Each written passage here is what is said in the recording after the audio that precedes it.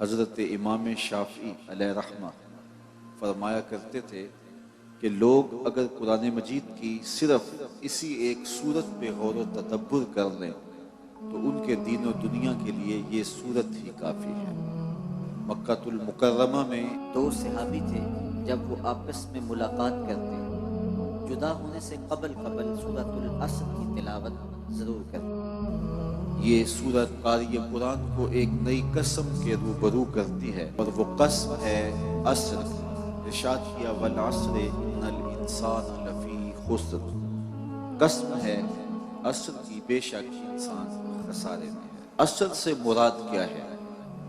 امام فخر الدین رازی جیسے شخص نے اس کے 4 مفہوم بیان کیے ہیں۔ فرماتے ہیں عصر سے مراد مطلق زمانہ ہے، اے الدہر۔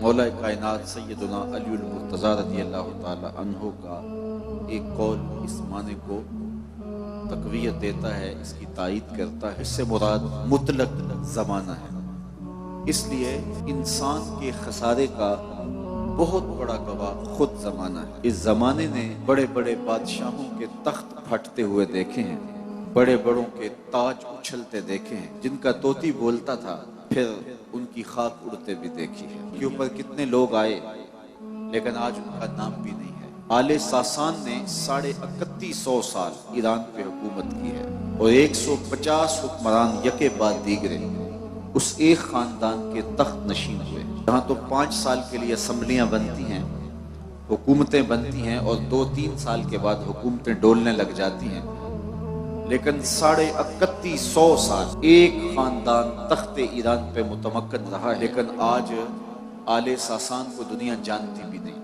کسی کو آج ان کا نام بھی یاد نہیں، شجرہ بھی یاد نہیں۔ میاں صاحب نے بھی کہا تھا جنہ باجوں ایک پل نہیں سا جیندے اور شکلاں یاد نہ رہی۔ تو انسان کے خسارے کا بہت بڑا گواہ خود زمانہ ہے۔ اس زمانے نے بڑے بڑے لوگوں کے تخت و تاج پھٹتے ہوئے دیکھے اور انہیں پیوندے خاک ہوتے ہوئے دیکھا۔ زمانے کی قسم کر کے انسان کے خسارے کی طرف اشارہ کیا۔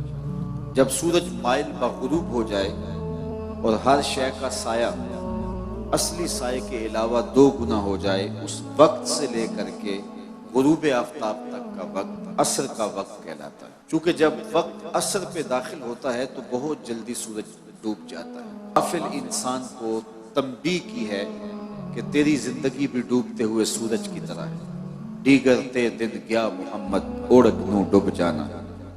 تو یہ غافل انسان کی تنبیہ کے لیے وقت عصر کی قسم کی، تاکہ اسے اپنی زندگی کی بے ثباتی اور زندگی کے مختصر ہونے کی طرف توجہ دلائی جائے۔ تیسرا معنی امام رازی نے یہ کیا، عصر سے مراد نماز عصر ہے، کیونکہ یہ بڑے نازک وقت میں ہوتی ہے۔ بالخصوص دکانداروں نے دکان بھی سمیٹنی ہے، گھر جانے کی بھی جلدی ہے، گاہک بھی آ کھڑا ہوا، تو بہت سارے لوگوں کی نماز رہ جاتی ہے۔ پڑھنے والے بھی اس کو ذرا جلدی جلدی پڑھ لیتے ہیں تاکہ آپ گاہک کو بھی ڈیل کر لیں اور دکان بھی سمیٹ لیں اور گھر بھی چلے جائیں، اور بہت سارے لوگوں کی نماز ضائع ہو جاتی ہے۔ تو عصر کی نماز کی قسم کر کے نماز عصر کی اہمیت کو اجاگر کیا گیا۔ رزق کی تلاش میں کہیں رازق کو بھول نہ جانا، عصر کی نماز کی اہمیت کو سمجھیں اور انسان کے خسارے کو بیان کیا۔ چوتھا معنی جو امام رازی نے کیا ہے وہ یہ ہے کہ عصر سے زمانہ خاص ہے، مطلق زمانہ نہیں ہے، بلکہ اس سے خاص زمانہ مراد ہے۔ اور امام فرماتے ہیں کہ وہ خاص زمانہ جناب رسالت مآب صلی اللہ علیہ وآلہ وسلم کا زمانہ ہے۔ حضور کے زمانے کی قسم کر کے کہا گیا کہ انسان خسارے میں ہے۔ وہاں باقاعدہ امام رازی نے دلیل دی کہ سورۃ البلد میں اللہ نے محبوب کے زمان کی قسم کی، محبوب کے مکان کی قسم کی، لا اقسم بہذا البلد، مجھے قسم ہے اس شہر کی۔ سورۃ بال اتفاق مکی ہے تو شہر مکہ کی قسم کی، کیوں؟ یہاں اللہ کا گھر کعبہ ہے، مقام ابراہیم ہے، چاہے زمزم ہے، صفا و مروہ ہے، مزدلفہ ہے، منا ہے، عرفات ہے، مطاف ہے، حتیم ہے، باب کعبہ ہے، ملتزم ہے، رکن یمانی ہے، رکن شامی ہے، رکن اسود ہے، رکن عراقی ہے، سقف بیت اللہ ہے، میزاب رحمت ہے، مستجاب ہے، مستجار ہے۔ لمحہ لمحہ آپ اس شہر میں جب گھومتے ہیں تو قدم قدم پہ عزتوں کے نشان ملتے ہیں۔